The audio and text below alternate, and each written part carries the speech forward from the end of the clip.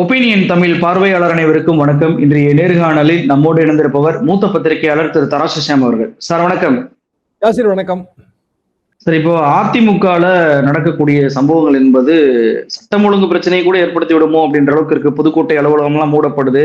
கரூர்ல மூடப்பட்ட அலுவலகத்தை பூட்டை உடைச்சு திறந்து உள்ள போறதெல்லாம் பார்க்க முடியுது. எடப்பாடி பழனிசாமி என்ன சொல்றாரு அப்படின்னா, நான் தான் பொதுச் செயலாளர், நான் கொடுக்குற அந்த கொறடா யார் நியமிக்கிறாங்களோ அவங்க சொல்றதான் நடக்கும் அப்படின்றாங்க. சண்முகம் தரப்பு என்ன சொல்றாங்கன்னா, அதெல்லாம் அவருக்கு பொதுச்செயலாளராக இருக்கலாம், அதிகாரம்லாம் இருக்கு, பட் ஆனா எங்களுக்கு தான் பெரும்பான்மை என்பது அதிகமாக இருக்கு அப்படின்னு சொல்லிட்டு அவங்க சொல்றாங்க. சபாநாயகர் என்ன முடிவு எடுக்கணும் அப்படின்னு சொல்லிட்டு நீங்க பாக்குறீங்க, அதாவது சரியான முடிவு அப்படின்னு சொல்லிட்டு. ஏன்னா ஒரு பக்கம் இவங்களை அமைச்சரா சேர்த்தா ஒரு பிரச்சனை வரும், தகுதி நீக்கம் தாண்டி ஆட்சிக்கும் ஏதாவது சிக்கல் வரலாம் அப்படின்னு சொல்லிட்டு உச்சநீதிமன்ற தீர்ப்பை எல்லாம் ரவிக்குமார் அவர்கள் சுட்டிக்காட்டி ஒரு பதிவெல்லாம் எழுதியிருக்கிறாரு. நீங்க உங்களுடைய பார்வை எப்படி இருக்கு? சபாநாயகர் நடுநிலை தவறாம இருக்கணும், அப்படித்தானே? வேற பாயிண்டே இல்ல. நடுநிலையானவரா சபாநாயகர்? இந்த சபாநாயகர் இல்ல, நிறைய சபாநாயகர்கள் நடுநிலை கிடையாதுங்க. அப்பா ஒன்னாச்சு அப்படித்தான், யாரையும் நான் குறை சொல்லல. தமிழ் குடிமகனும் அப்படித்தான் இருந்தாரு. பிடிஆர் மட்டும் கொஞ்சம் நடுநிலையோட ஓரளவுக்கு நடந்துகிட்டாருங்க. மற்றபடி பெரும்பாலும் சபாநாயகர்கள் அந்த கட்சி சார்ந்து தான் இருந்தாங்க. எம்ஜிஆர் காலத்துல 2 சபாநாயகர்கள் உட்கார்ந்து 1972 திமுக ஆட்சி அவையவே ஒரே நேரத்தில் நடத்தின கொடுமையெல்லாம் பார்த்துருக்கிறோம். அப்போ சபாநாயகர் நடுநிலை தவறிவிட்டார், இது குற்றச்சாட்டு. எப்போ? கட்சிக்கு ஒருத்தர் பேசணும் நம்பிக்கை தீர்மானத்தின் போது, அப்பவே வேலுமணி அவர்களுக்கு பேச வாய்ப்பு கொடுத்த போதே நடுநிலை அடி வாங்கிருச்சு. ஆமா, உங்கள் நடுநிலை சிரித்து விட்டது. அப்ப எதை நோக்கி போகுது? கண்டிப்பா எடப்பாடிக்கு அகைன்ஸ்டான முடிவை நோக்கி போகுது. ஆனா எது சரி? எது சரின்னா பேரண்ட் பார்ட்டி என்ன டிசைட் பண்ணுதோ அதுதான் சரி. சபாநாயகருக்கு சபைக்கு வெளியில இருக்கிற கட்சியில ஏற்படுற உட்கட்சி பிரச்சனையை பத்தியோ, பிளவை பற்றியோ, கொதிப்பு பத்தியோ, பூட்டு உடைக்கிறத பத்தியோ கவலைப்பட வேண்டிய அவசியமே கிடையாது. ஏன்னா அது அவரோட ரோல் கிடையாது. அவர் ரோல் எது? அவரோட பவர் என்ன? சட்டமன்றத்துக்கு உள்ள. அப்ப என்ன சொல்லலாம்? சட்டமன்றம் ஸ்மூத்தா நடக்கணும், கவர்னர் வரப்போகுது, அதுல நம்ம சட்டமன்றத்துக்குள்ள பிரச்சனைகள் ஏற்பட்டா அவை மாண்புக்கு குந்தகம் விளைவிக்கும், எனவே நான் 2 அணியை தனித்தனியா டீல் பண்றேன் அப்படி சொன்னா கொஞ்சம் ஓரளவுக்கு அது பொருத்தமா இருக்குங்க. ஏன்னா முன்னாடி எப்படியான டிசிஷன்ஸ் வந்திருக்கு. அதிமுக 1 and 2 பிரிக்கலாம், தேமுதிக 1 and 2 பிரிச்சாங்க. 1 and 2 சொல்றது அது கொஞ்சம் சரியா இருக்காதுன்னு நினைச்சாங்க. ஏன்னா யாரு 2வா இருக்கிறதுங்கிற கேள்வி வந்துடும். அப்படி நினைச்சாங்கன்னா அதிமுக இபிஎஸ், அதிமுக சண்முகம், சிவிஎஸ்ன்னு அதை பிரிக்கலாம். எதுக்கு? அவை நடவடிக்கைகளுக்கு மட்டும். ஒரு சபாநாயகரோட அந்த கடமை இருக்குல்ல, அவை எந்த குந்தகமும் இல்லாம நடக்கணுங்கிற கடமை இருக்கு இல்லையா? அதுக்காக அரேஞ்ச்மெண்டா பண்ணலாம். சபை அரேஞ்ச்மெண்டா, ஒருத்தருக்கு இந்த குரூப்புக்கு தனி இடம், இந்த குரூப்புக்கு தனி இடம் அப்படின்னு எல்லாம் பிரிச்சு கொடுக்கலாம். முன்னாடி கொடுத்துருக்குறாங்க. ஆனா அந்த கொஸ்டின் என்பது மீண்டும் அது தீர்ப்பளிக்க வேண்டிய, இறுதி முடிவு எடுக்க வேண்டியது தேர்தல் ஆணையம். அதற்கும் மேல அப்பீல்ல நீதிமன்றம். அப்போ பழைய தீர்ப்புகளை வச்சுதான் நம்ம போக முடியும். பழைய தீர்ப்பு என்னன்னா, பேரண்ட் பார்ட்டி யாரை கை காட்டுதோ அவங்க தான். இப்போ ஒரு 50 பேர் கொண்ட ஒரு சட்டமன்ற குழு, சட்டமன்ற குழுவுல இந்த 50 பேரும் எப்படி டிக்கெட் வாங்கி ஜெயிச்சிருப்பாங்க? ஃபார்ம் ஏ, ஃபார்ம் பி பேரண்ட் பார்ட்டியில வாங்கி தான் ஜெயிச்சிருப்பாங்க. ஃபார்ம் ஏ, ஃபார்ம் பில கையெழுத்து போடுற உரிமை யாருக்கு கொடுத்துருப்பாங்க? பேரண்ட் பார்ட்டியில யாரோ ஒருத்தருக்கு தேர்தல் ஆணையம் கொடுத்துருக்கும்.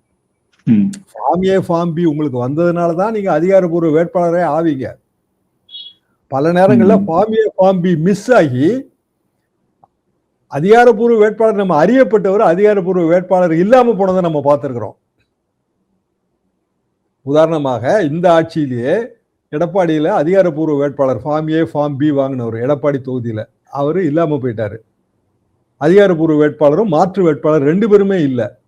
அப்ப யாரோ ஒரு வேட்பாளர் அவருக்கு அதிகாரப்பூர்வ சின்னமான விசில் கிடைக்காம தொலைக்காட்சி பெட்டியில கிடைத்த அவரை அதிகாரப்பூர்வ வேட்பாளராக அறிவிச்சாங்க. ஆனா அவர் ஜெயிச்சிருந்தாலும் அவர் தொலைக்காட்சி பெட்டியில வெற்றி பெற்ற சுயேட்சை வேட்பாளராக தான் கருதப்படுவார். விஜய் அவர் ஜெயிக்கல. விஜய் அவர்கள் சொன்னதுனால தேர்தல் ஆணையம் தான் விதியை மாத்தாது இல்லைங்க. தொலைக்காட்சி பெட்டியில் ஒரு உதாரணம் புவனகிரியில ஒரு வேட்பாளருங்க, அதிமுக அதிகாரப்பூர்வ வேட்பாளர் ஜெயலலிதாமா ரெட்டையில கொடுத்து ஃபார்ம் ஏ, ஃபார்ம் பி கொடுத்துட்டாங்க. அவர் இல்லைன்னு ஆயிப்போச்சு. வேட்புமனு தள்ளுபடி, மாற்று வேட்பாளரும் தள்ளுபடி. அதுக்கு பிறகு அங்க அருள்னு ஒருத்தர், அவர் அதிமுக எக்ஸ் அதிமுக சுயேட்சையா நின்னாரு. அவருக்கு வாழைப்பழ சின்னம் கொடுத்துருந்தாங்க. ஜெயலலிதாமா வாழைப்பழ சின்னம் கொண்ட இவர் தான் நம்ம அதிகாரப்பூர்வ வேட்பாளர்னு அறிவிச்சாங்க. வாழைப்பழ சின்னத்துக்கு பிரச்சாரமும் பண்ணாங்க. வாழைப்பழ சின்னம் ஜெயிச்சிருச்சு. இது 2001 வரலாறு. எதுக்காக நான் இதை சொல்றேன் அப்படின்னா, தேர்தல் ஆணையம் தான் யார் அதிகாரப்பூர்வமானவர்னு டிசைட் பண்ண முடியும். நம்ம நினைச்சு நடக்காது அது. அப்போ இன்றைய தேதிக்கு அதிகாரப்பூர்வமான கட்சி அதிமுக. அதன் அதிகாரப்பூர்வமான பொதுச் செயலர் எடப்பாடி பழனிசாமி. எடப்பாடி பழனிசாமி அவர்கள் தலைமையில ஏதோ ஒரு கூட்டத்தை போட்டு அவங்க யாரோ ஒரு 2 பேருக்கு போஸ்டி கொடுத்துருக்காங்க. இவர் தான் கொறடான்னா அவர் தான் கொறடா. அப்போ அந்த கொறடா உத்தரவு போட்டிருக்காரான்னா உத்தரவு போட்டிருக்கிறதா அவங்க சொல்றாங்க. இவங்க உத்தரவெல்லாம் போடலான்றாங்க. அது உண்மை என்னன்னு கோர்ட்ல தான் தெரியும். அந்த உத்தரவுக்கு கட்டுப்படணும். ஒரே ஒரு சின்ன பிரச்சனை இருக்கு. சபாநாயகர் இந்த கொறடாவை அங்கீகாரம் பண்ணி கடிதம் கொடுக்கலன்றாங்க. சட்டமன்றத்தில் சட்டமன்ற குழு தலைவர், சட்டமன்ற கொறடா இவங்களுக்கான சட்டமன்ற செயலகத்திலிருந்து போக வேண்டிய அங்கீகார கடிதம் போகல. ஆனா அந்த இடத்துலயும் சபாநாயகர் நடுநிலை கேள்வி ஆயிரும். என்னன்னா, எதிர்கட்சி தலைவர் உதயநிதி ஸ்டாலின் எதிர்கட்சியோட கொறடா யாருன்னு கடிதம் கொடுத்த பிறகு ஏன் இவங்களுக்கு கொடுக்கலங்கிற கேள்வியை கோர்ட் எழுப்பும். இவங்களுக்கு கொடுக்கல, ஏன் கொடுக்கலன்னா இவங்க கட்சியில பிளவு இருந்ததுன்னு சபாநாயகர் சொல்ல முடியாது. ஏன்னா அதை பத்தி கவலைப்பட வேண்டியது அவர் கிடையாது. உங்களுக்கு இதுல உள்ள அந்த இப்போ இல்லைங்க, நான் எப்படி கொடுக்க முடியும்? அவங்க 2 தரப்பும் தனித்தனி கடிதம் கொடுத்தாங்க, அதனால நான் கொடுக்கல, நிலுவையில வச்சிருந்தேன்னு அவர் சொல்ல முடியாது. ஏன்னா 2 தரப்பு எத்தனை விதமா கடிதம் கொடுத்தாலும் நீங்க யாரோட கடிதத்துக்கு அங்கீகாரம் தரணும் அப்படின்னா தேர்தல் ஆணையத்தால யார் அங்கீகரிக்கப்பட்டாரோ அவர் கடிதத்தை தான் நீங்க கொடுக்கணும். அப்ப இது எல்லாம் லீகல் கொஸ்டின். அப்ப லீகல் கொஸ்டின் வரும்போது கோர்ட்ல எல்லா தரப்பு வக்கீலும் எல்லா விதமாகவும் பேசுவாங்க. எப்போ வரும் இந்த பேச்சுவார்த்தை எல்லாம்? இன்னும் பல மாதங்கள் கழித்து கோர்ட்ல அடி வாங்கும். அப்ப இந்த அரசாங்கம் பல மாதங்களை கடந்திருக்கும். கடந்த பிறகு அரசாங்கத்துக்கு இதனால தர்ம சங்கடம் ஏற்படும். ஒரு அரசு நம்பிக்கையை பெற்று வர்ற அரசு, இது கூட விஜய் அலையெல்லாம் ஒண்ணும் இல்லைங்க. அலைனா 180-200 சீட்டு ஜெயிச்சிருந்தா தான் அலை. சரி, 71ல இந்திரா காந்தி அம்மா ஜெயிச்சாங்க பங்களாதேஷ் வெற்றிக்கு பிறகு. மாபெரும் பிரம்மாண்ட வெற்றி அலை. அதுக்கு பிறகு அது கலைஞர் அலையாவும் இருந்துச்சுங்க. 184 சீட்டு திமுக மட்டும் 74 சட்டமன்ற தேர்தலில் மொத்தம் 200 சீட்டு கூட்டணியை சேர்ந்து அது கலைஞர் அலையாவும் தமிழ்நாட்டில் கருதப்பட்டது. அது பிறகு 77 எம்ஜிஆர் ஜெயிச்சப்ப எம்ஜிஆர் அலை இல்லை. 4 கட்சி போட்டி போட்டுச்சு. 30% எம்ஜிஆர் அவர்கள் 130 சீட்டு ஜெயிச்சார், அவ்வளவுதான். அதுக்கு பிறகு பெரிய அலைன்னு 91ல ராஜீவ்காந்தி மரணத்துக்கு பிறகு பெரிய அலை இருந்தது, அனுதாப அலை. ஜெயலலிதாமா நிறைய ஜெயிச்சாங்க. 96 ஜெயலலிதா சசிகலாவை எதிர்த்து போட்ட ஓட்டு கலைஞருக்கு கலைஞர் அலையா இருந்துச்சுங்க. எல்லா இடத்துலயும் பாத்தீங்கன்னா அலைன்னு நம்ம சொல்றப்ப எல்லாமே 180-200 சீட்டு வரும். சோ இதுல ஒன்றும் அலையே இல்லை. ஒரு கட்சி 108 எடுத்திருக்குங்க. இன்னும் 2 கட்சி சேர்த்து பாத்தீங்கன்னா அது அதை விட அதிகமா எடுத்திருக்கும், திமுகவும் அதிமுக. அலை இல்ல. தேர்ட் பிளேயர் வந்திருக்காரு, 3ஆவதா ஒருத்தர் வந்திருக்காரு, அவ்வளவுதான். இது வரைக்கும் 2 கட்சியா இருந்தது, இட்லியும் தோசையுமா இருந்தது. இப்போ இன்னொரு ஆப்ஷனாக பூரியோ சப்பாத்தியோ பொங்கலோ ஏதோ ஒண்ணு கிடைச்சிருக்கு, மக்களுக்கு ஓட்டு போட்டிருக்காங்க. 3 கட்சியா இப்ப இருக்கு. அப்போ இது அலை எங்களுக்கு பெரிய வெற்றி அப்படின்னு பெருமிதம் பண்றதுல அர்த்தமே கிடையாது. எதிர்கட்சிகளும் பெரிய தோல்வின்னு நினைக்கிறதுல அர்த்தமே கிடையாது. திமுக அதிமுக 2க்கு சேர்த்த நான் சொல்றேன். அப்ப அதிமுகல இருந்து ஒரு குரூப் பிரிஞ்சு வெளியில போனாங்கன்னா அது பதவி பித்தா தான் கருதப்படும். முடிவு வந்தவுடன் முகமூடி கிழிந்ததா தான் கருதப்படும். அதை தாவேக ஆதரிக்கிறது இருக்குல்ல, அந்த பிளவை, அது பெரிய தப்பு. என்ன காரணம்? விஜய் என்ன சொல்றாருன்னா, சார் அவங்க பாஜக வேணான்னு சொல்லிட்டு நம்ம கிட்ட வர்றாங்க, அதனால நம்ம அந்த ஆதரவை ஏத்துக்கிறோம் அப்படின்றாரு. அது அப்படி சொல்ல முடியாதுங்க. என்ன காரணம்னா, எதை வச்சு நீங்க ஜெயிச்சீங்க? அப்ப ரெட்டையில வேணான்னு சொல்லிட்டு போறாங்கன்னு நீங்க எடுத்துக்கிடுவீங்களா? உதயசூரியன் வேணான்னு சொல்லிட்டு போனான்னு எடுத்துக்குவீங்களா? உங்களுக்கு நீங்க எம்எல்ஏவா எதை வச்சு இருக்கீங்க? என்ன உங்க வின்னிங் சர்டிபிகேட் என்ன சொல்லுது? அந்தந்த கட்சி அந்தந்த சின்னம் தான். அந்தந்த சின்னம் அந்தந்த கூட்டணி, என்டிஏ கூட்டணி தானே. கூட்டணி ஆமா. தாவேகாவுக்கு ஆதரவு தர்ற காங்கிரஸோ இல்ல வெளியில இருந்து ஆதரவு தர்ற பிற கட்சிகளோ எந்த கூட்டணியில இருந்து ஜெயிச்சாங்க? யார முதலமைச்சர் ஆக்கணும்னு சொல்லி தேர்தல் பிரச்சாரம் பண்ணாங்க? இப்போ உங்களுக்கு நீங்க பல காரணங்களுக்காக மாறி இருப்பீங்க. காங்கிரஸ் கட்சி ஏதாவது ஒரு வகையில கோட்டையில கொலு இருக்கணும்னு நினைச்சிருக்காங்க, அது அவங்க இஷ்டம். ஆனா அதுக்காக நீங்க வாங்கின ஓட்டு பூரா இப்ப நாங்க மாத்தி யோசிக்கிறோம்னு சொன்னா அது எப்படி பொருத்தமா இருக்கும்?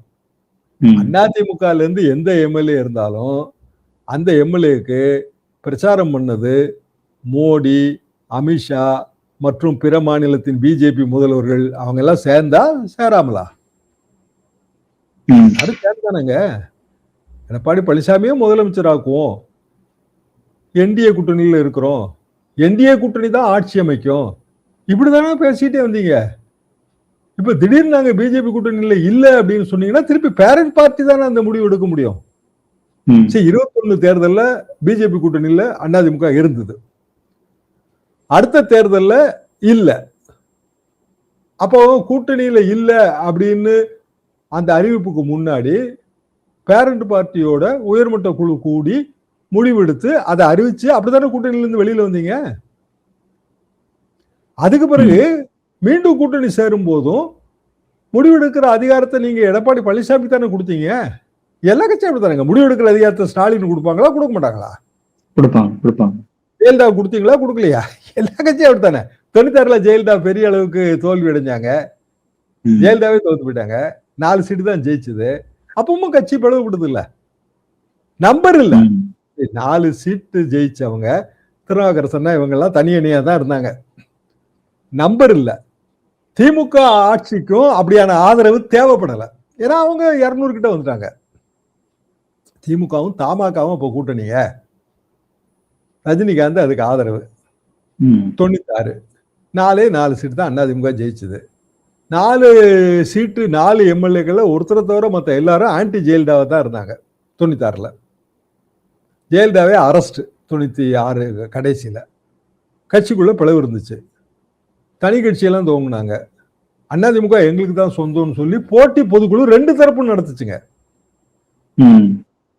ஹேமாலினி கல்யாண மண்டபத்துல ஒரு குரூப், இன்னொரு குரூப் அது பக்கத்துல எங்க நான் மறந்துட்டேன். 2 குரூப் நடத்துச்சு. 98 வரைக்கும் இந்த பிரச்சனை இருந்ததுங்க. அதுக்கு முன்னாடி இடைத்தேர்தல் நடந்துச்சு. இடைத்தேர்தல் நடக்கும்போது அதிமுக அபிஷியல் கேண்டிடேட் ஒருத்தர், போட்டி அதிமுக சார்பா ஒருத்தர். முசாமினா இப்போ திமுக இருக்கு. முசாமினா இப்போ போட்டி அதிமுக. இதுதான் 96 வரலாறு. 98 என்ன ஆச்சு அப்படின்னா, பிடி தினகரன் கோர்ட் ஒரு இம்பார்ட்டன்ட் ஜட்ஜ்மெண்ட் கொடுத்தது. என்ன ஜட்ஜ்மெண்ட் கொடுத்ததுன்னா, தேர்தல் ஆணையம் உங்களோட கான்ஸ்டிடியூஷன் படி உறுப்பினர்களால் தேர்ந்தெடுக்கப்படுகிற அடிப்படை உறுப்பினரால் தேர்ந்தெடுக்கப்படுகிறவர் தான் உங்க கட்சியோட தலைவர், அதனால ஜெயலலிதா தான் அப்படின்றாங்க. கோர்ட் ஆவணத்தின் அடிப்படையில் சொல்லிடுச்சு. பிடி தினகரனுங்க ரொம்ப ஸ்ட்ரைட் ஃபார்வர்ட் ஜட்ஜு. அப்புறம் பின்னாடி அவரு மாநிலங்களுக்கு, சில மாநிலங்களுக்கு சீஃப் ஜட்ஜஸா போனாரு. எனக்கும் நானும் ப்ராக்டிஸ் பண்ணும்போது அவர் கோர்ட்ல ப்ராக்டிஸ் பண்ணியிருக்காங்க. எதுக்காக நான் இது சொல்ல வரேன்னா, அல்டிமேட்டா கடைசியில் 2 வருஷம் கழிச்சு கோர்ட்டு சொல்லும், எல்லா ஆவணங்களையும் ஆராய்ஞ்சு பார்த்து சொல்லும். அப்போ சொல்லும் போது ஒரே ஒரு பாயிண்ட் தான் நிற்கும். என்ன பாயிண்ட்னா, தேர்தல் கமிஷன் மற்றும் கட்சியோட ஆவணங்கள். இதுல 3 வகையான மெஜாரிட்டி டெஸ்ட் வருங்க. அது சாதிக்கலி காலத்து வழக்கு 1971 காங்கிரஸ் கட்சி பிளவுபட்ட போது பொதுச்செயலாளர் ஒருத்தர் சாதிக்கலி போட்ட வழக்கில் சுப்ரீம் கோர்ட் அளித்த தீர்ப்பு 3 மெஜாரிட்டி டெஸ்ட். ஒன்னு இந்த எம்எல்ஏ எம்பி எண்ணிக்கை, லெஜிஸ்லேட்டிவ் மெஜாரிட்டி. 2வது மெஜாரிட்டி எதுன்னா பார்ட்டியோட ECGC, executive committee, general council, அதுல மெஜாரிட்டி. 3வது பார்ட்டியோட கான்ஸ்டிடியூஷன், அது கோர்ட்டு டிசைட் பண்ண வேண்டிய மேட்டர். கோர்ட்டுக்கு தான் அந்த மேட்டர் போக முடியும். இதை தாண்டி வேற இந்தியா முழுசும் வேற இதே கிடையாது, ரூட்டே கிடையாது. ஒரே ரூட்டு தான் இது. அப்போ இன்றைய தேதிக்கு அதிமுகவின் ஒரு குறிப்பிட்ட பிரிவு தாவேகால போய் சேர்ந்தாலோ இல்ல தாவேகா அமைச்சரவையில பங்கு பெற்றாலோ கட்சித்தாவல் தடை சட்டப்படி அது குற்றம் தான். அப்போ 1.5 வருஷம் கழிச்சு இந்த குற்றச்சாட்டு நீதிமன்றத்துக்கு போய் அடி வாங்கும் போது இவங்க டிஸ்குவாலிபிகேஷன் நோக்கி போயிடுவாங்க. தகுதி இழப்பு. 18 எம்எல்ஏ தகுதி இழந்தாங்க 2017 எடப்பாடி பழனிசாமி அணியில. 18 எம்எல்ஏ தகுதி இழந்த தீர்ப்பு எப்போ வந்துச்சுங்க? உறுதி தீர்ப்பு. அது 2 ஜட்ஜில போட்டு 2 ஜட்ஜி வெவ்வேறு தீர்ப்பு கொடுத்து 3வது ஜட்ஜுக்கு போய் இழுன்னு இழுத்து கடைசியில அந்த எம்எல்ஏக்களே நாங்க சுப்ரீம் கோர்ட்டு போறது இல்லைன்னு முடிவு பண்ணாங்க. 18 பேரும் 18 கான்ஸ்டிடியூன்சிலையும் எம்எல்ஏ இல்லாமலே 1.25 வருஷம் ஓட்டுச்சு. என் மக்களுக்கு மனு கொடுக்கறது கூட ஆள் கிடையாது. எப்ப தேர்தல் வந்துச்சு? 2019 வந்துச்சு. அதுக்குள்ள எல்லா பொசிஷனும் மாறி போச்சு, அரசியலே மாறி போச்சு. 2019 வரும்போது கூட ஒரு 4 எம்எல்ஏ வேகன்சி வந்துச்சு. 22 தேர்தல். 22 எம்எல்ஏக்களுக்கு சட்டமன்ற தேர்தல், பொது தேர்தலோடு சேர்ந்து நடந்த இடைத்தேர்தல், 22ல கடைசியில 13 திமுக ஜெயிச்சிருச்சுங்க. ஆனா அது ஒரு கட்சியில நடந்ததுதானே சார், ஒரு கட்சியில இருக்கக்கூடிய எம்எல்ஏக்கள் இது பண்ணாங்க. ஆனா இங்க தாவேக்கால அவங்க அமைச்சராயிட்டா அரசுக்கு பிரச்சனை ஆயிரும்ல. அது 18 பேர் அமைச்சர்கள் ராஜினாமா அப்படின்ற மாதிரி ஆயிராதா? 18 பேரு அமைச்சர் ஆயிட்டாங்கன்னு வைங்க. இப்போ ஒரு 5-6 பேர் அமைச்சர் ஆயிட்டாங்க. 5-6 பேர் பேர்ல வழக்கு நடக்கும். வழக்குல முடிவு எப்போ வருதோ அப்பதானே நீங்க சொல்றது வரும். அவங்க ஹைகோர்ட் முடிவு பண்ணாலும் அவங்க சுப்ரீம் கோர்ட் போவாங்கல்ல. அது வரைக்கும் இது இழுத்துக்கிட்டு தானே இருக்கும். நான் என்ன சொல்ல வரேன் அப்படின்னா, அந்த வழக்கு விவரங்கள் மீடியாக்கள்ல, ஊடகங்கள்ல, இப்ப நம்மள மாதிரி யூடியூப் சேனல்ல எல்லாம் நம்ம டிஸ்கஸ் பண்ணுவோம்ல. பண்ண யாருக்கு அரசியல் ரீதியா பின்னடைவு ஏற்படும். கண்டிப்பா மக்கள் பாப்பாங்க, தூயாச்சின்னு சொல்லிட்டு இப்படி பண்றத. அதாவது நம்ம ஒரு இமேஜை பில்டப் பண்ணிருப்போம், அந்த இமேஜ் அடி வாங்கும். எந்த சமூக ஊடகம் ஏத்தி வச்சதோ அதே சமூக ஊடகம் கழுவி ஊத்தும். நிகழ்ச்சிகளை கொண்டு பல்வேறு தகவலை நம்ம நேற்று பகிர்ந்துட்டீங்க. ரொம்ப நன்றி சார்.